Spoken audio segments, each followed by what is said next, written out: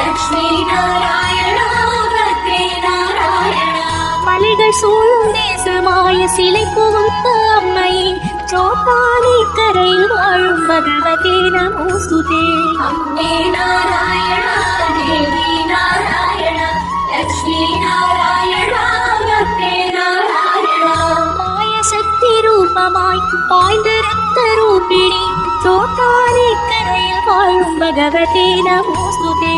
Amme Narayana Devi Narayana Lakshmi Narayana பத்ரே Narayana.